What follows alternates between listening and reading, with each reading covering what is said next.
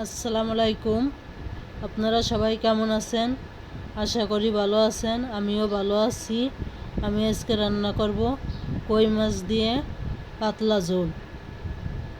প্রথমে আমি কড়াইটা বসিয়ে দিলাম। এখন আমি তেল দিয়ে দিব। তেলটা গরম হলে আমি মাছ দিয়ে দিব।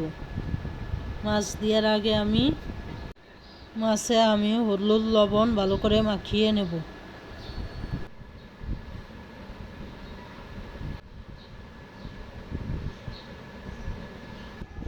মাছ মাখাতে মাখাতে আমার তেল গরম হয়ে গেছে। এখন আমি মাছ দিয়ে দিব।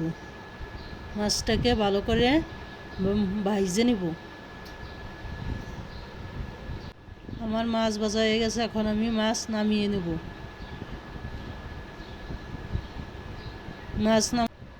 ফোড়নের জন্য দিয়ে দিলাম পেঁয়াজ, রসুন, জিরে।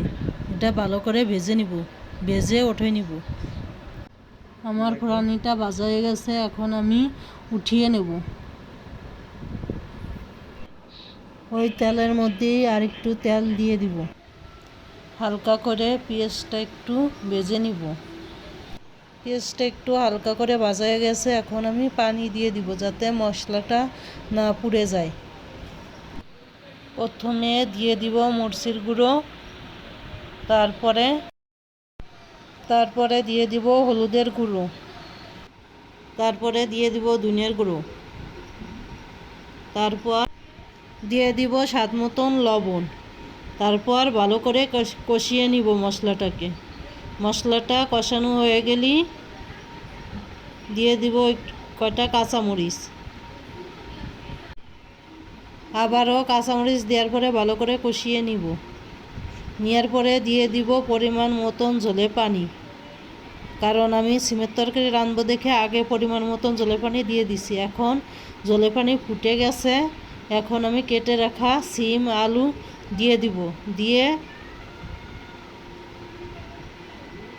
যতক্ষণ সবজিগুলো না সেদ্ধ হবে ততক্ষণ ঢাকনা দিয়ে ঢেকে দিব।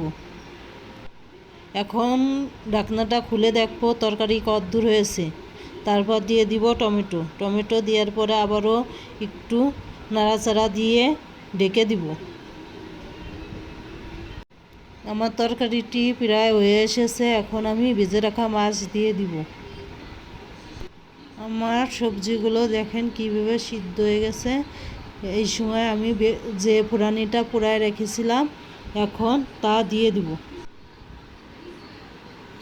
আমার ফোড়ানি দেওয়া হয়ে গেছে। এখন আমি তরকারিটা নামাই নেব। আমার তরকারিটা কেমন রান্না হয়েছে আপনারা কমেন্টে বলে যাবেন। যদি আমার রান্নাটি ভালো হয়ে থাকে তাহলে লাইক কমেন্ট শেয়ার করে যাবেন।